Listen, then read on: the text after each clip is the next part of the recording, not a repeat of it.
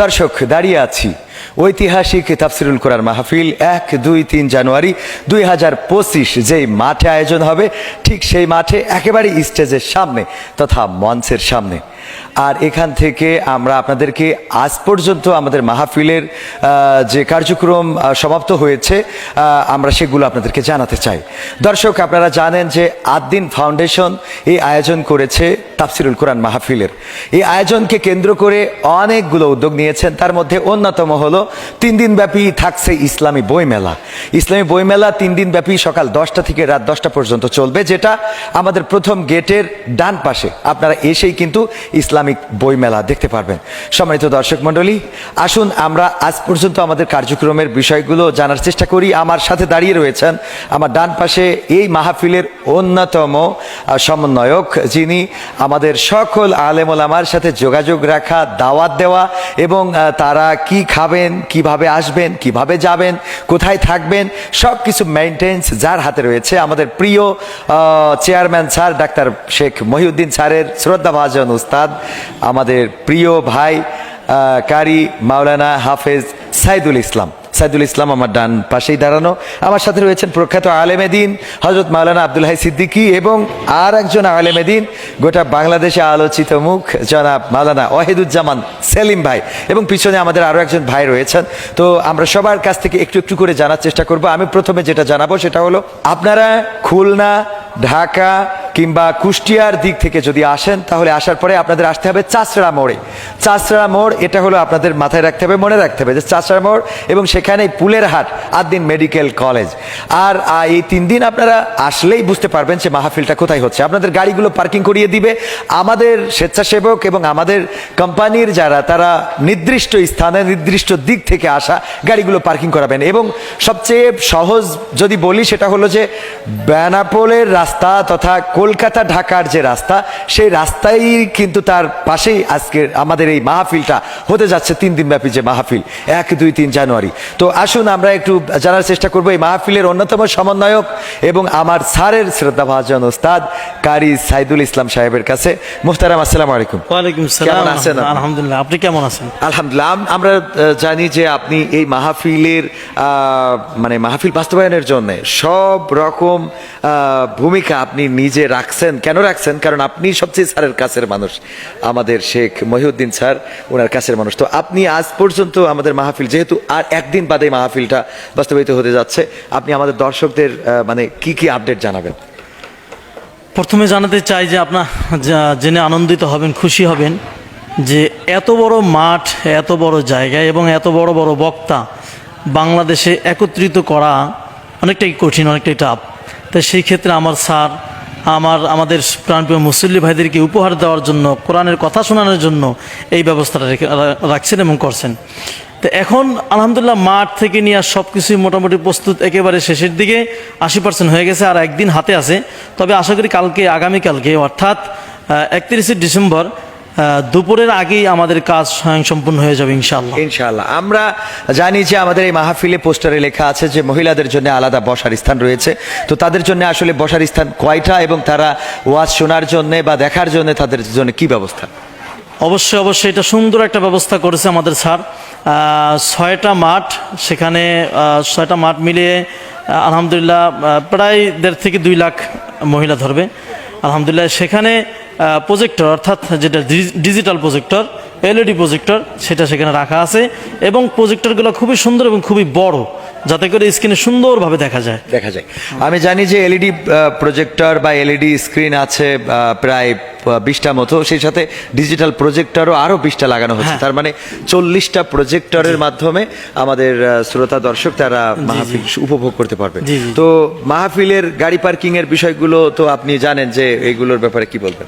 গাড়ি পার্কিং এর জায়গাগুলো বিশেষ করে মানে প্রশাসন থেকে যেটা জানানো হয়েছে, বলা হচ্ছে যে বাস বড় বড় গাড়ি যেগুলা, এগুলা তাদের নিজ ইচ্ছা মানে নিজ দায়িত্বে ছেড়ে দিতে বলছে যে ওগুলা দায়িত্ব আমরা নেব না, কারণ ওগুলা মানে রাস্তার পাশে পার্কিং করা যায়। ছোট ছোট বাইক, ইজি বাইক, তারপরে মোটরসাইকেল, ছোট গাড়ি, এগুলো পার্কিং করার জন্য যশোর, খুলনা মানে খুলনা থেকে যারা আসবে ওই পাশে ব্যবস্থা রয়েছে, কুষ্টিয়া থেকে যারা আসবে ওই পাশে ব্যবস্থা রয়েছে, নড়াইল থেকে যারা আসবে ওই পাশে ব্যবস্থা রয়েছে। অর্থাৎ যে যেদিক থেকে আসবে প্রত্যেকটা রাস্তায়, প্রত্যেকটা জায়গায় ওই গাড়িগুলোর জন্য পার্কিং এর ব্যবস্থা করা আছে। আমি আপনার কাছে আরো যেটা জানতে চাইবো যে এই মাহফিলটা যেহেতু রয়েছে নাশিদ প্রতিদিন এবং বক্তাদের আলোচনা, তো এই টাইমিংটা আসলে কিভাবে হবে? বক্তাদের আলোচনা তো মূল বক্তাদের আলোচনা তো মাগরিবের পরে শুরু হবে। মাগরিব থেকে এসে একজন, এশা থেকে 9টা পর্যন্ত একজন। আমাদের 9টা থেকে 9:30টার মধ্যে ইনশাল্লাহ মাহফিল শেষ হবে। হ্যাঁ, এবং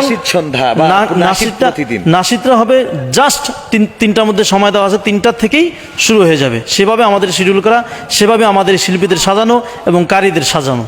আচ্ছা, এটা তো মানে সুন্দর করে সাজিয়েছেন আলহামদুলিল্লাহ। নাশিদ প্রতিদিন 3টা থেকে 5টা দেশের বিখ্যাত শিল্পী এবং শিল্পী গোষ্ঠীরা সঙ্গীত পরিবেশন করবে, এবং আলোচনা যেহেতু মাগরিবের পরে একজন, ঈশার পরে আরেকজন, তার মানে 10টার মধ্যে এটা একটা মাইল ফলক হতে যাচ্ছে যে বাংলাদেশের মাহফিলগুলো অনেক রাত করে চলে, কিন্তু এখানকার মাহফিল হবে খুব শর্টকাটে। আচ্ছা, আর একটা বিষয় যদি আপনার প্রশ্ন করি, যেমন বিভিন্ন আলেম ওলামা আছেন, যেমন আমার ডানে বামেও রয়েছে যারা বিশেষ করে একটু সম্মান, বিভিন্ন জায়গায় তারা ওয়াজ করেন, আলোচনা করেন। আমি জানি যে এই আমাদের 3 দিনব্যাপী মাহফিলকে কেন্দ্র করে যশোর অঞ্চলের প্রায় সব মাহফিল বন্ধ করা হয়েছে। তো এই বক্তাগুলো অবশ্যই এই মাহফিলের শ্রোতা হয়ে আসতে চান, তো তাদের জন্য আলাদা কোনো বসার ব্যবস্থা?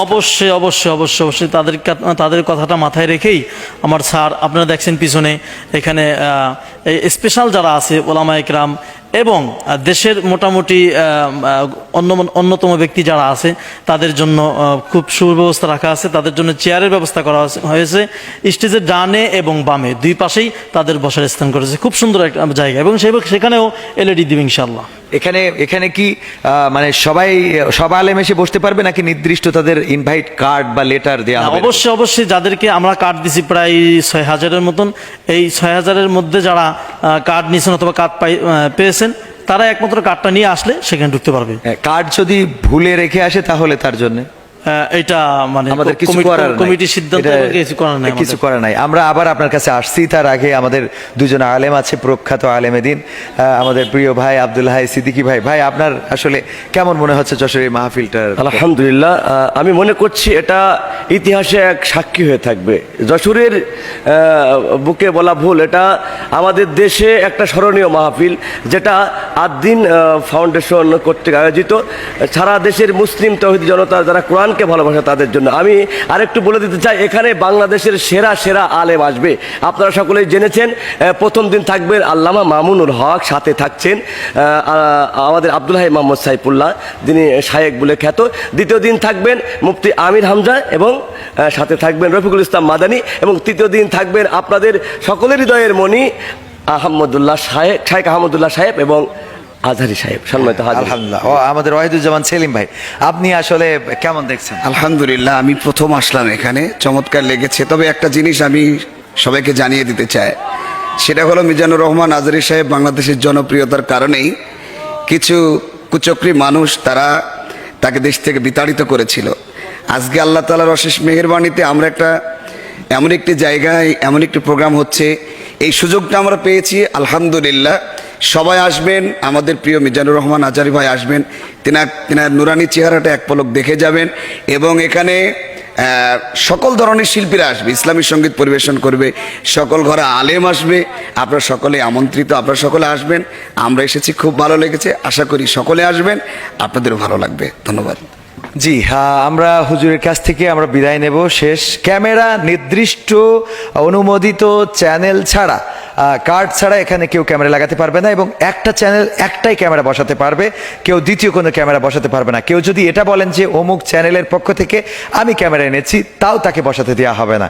অবশ্যই মিডিয়া কর্তৃপক্ষ যে ব্যক্তি, সে ক্যামেরা নিয়ে তাকে আসতে হবে। এটাই আমাদের এখানে ডিসিশন নিয়েছেন আমাদের মাহফিল কর্তৃপক্ষ। সুতরাং এ ব্যাপারে যারা ভুল বুঝছেন, যারা ভুল বোঝেন, প্রতিটা ইউটিউবারের প্রতি আমাদের সম্মান এবং ভালোবাসা রয়েছে। আপনারা আমাদের ভুল বোঝার কোনো সুযোগ নেই, কারণ এটা যেহেতু আদ্দিন ফাউন্ডেশন, তারা ব্যক্তিগতভাবে এই মাহফিল বাস্তবায়ন করছেন, সুতরাং ওনাদের দিক নির্দেশনা ফলো করা আমাদের একান্ত কর্তব্য এবং আমরা সেটা করে যাচ্ছি আলহামদুলিল্লাহ। তো আগামী আপডেট আবার মানে নিয়ে আসবো আগামীকালকে, এবং প্রতিদিন মাহফিল বিষয়ে আমরা আপনাদেরকে জানাবো। ঠিকানা TV.press এবং ঠিকানা ইসলামিক টিভি সহ ঠিকানা পরিবার চেষ্টা করবে এই মাহফিলটার সকল আপডেট সরাসরি দেওয়ার।